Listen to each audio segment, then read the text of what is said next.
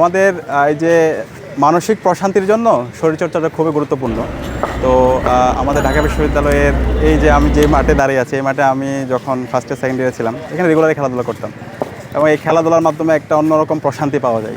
এবং আজকে এই যে ক্রিকেট খেলা, তো এখানে আমাদের শিক্ষার্থীরা আছে, তাদের সাথে খেললাম।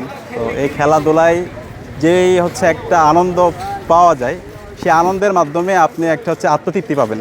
তো আমাদের এই সমাজ আজকে দেখতে পাই শিক্ষার্থীরা অনেকে মাদকের দিকে তারা চলে যাচ্ছে এবং বিভিন্ন ধরনের অ্যাডিকশনে তারা চলে যাচ্ছে। এটার মূল কারণ হলো খেলাধুলা থেকে দূরে থাকা। তো এই একটা সুস্থ প্রজন্ম তৈরি করার জন্য খেলাধুলা করা দরকার। ফুটবল, ক্রিকেট থেকে শুরু করে যত ধরনের ইনডোর আউটডোর গেমগুলো আছে সেগুলো।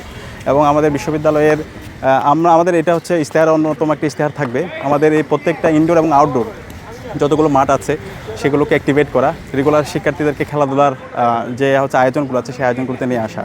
তো সেই আলোকে শিক্ষার্থীদের সাথে, ছোটো ভাইদের সাথে, বন্ধুদের সাথে খেলাধুলা করলাম এবং সেই খেলাধুলা আশা করছি আমরা এটাকে একটা প্রাতিষ্ঠানিক রূপে নিয়ে যাব। এবং আমাদের ইশতেহার অন্যতম একটা দাবি হচ্ছে আমাদের ঢাকা বিশ্ববিদ্যালয়ের যে ইনডোর যেটা আছে সেটাকে আরও হচ্ছে আধুনিকায়ন করা এবং খেলার যেই আমাদের হচ্ছে মেটেরিয়ালসগুলো আছে সেগুলোকে নিয়ে আসা এবং যারা অ্যাথলেট আছে তাদের জন্য হচ্ছে বিভিন্ন ফ্যাসিলিটিস এনশিওর করা এবং দেশীয় বিদেশি বিভিন্ন ধরনের যে খেলাধুলাগুলো হয় সেখানে আমাদের অ্যাথলেটদের তাদের যে ফ্যাসিলিটিসগুলো আছে সেগুলো এনশিওর করা।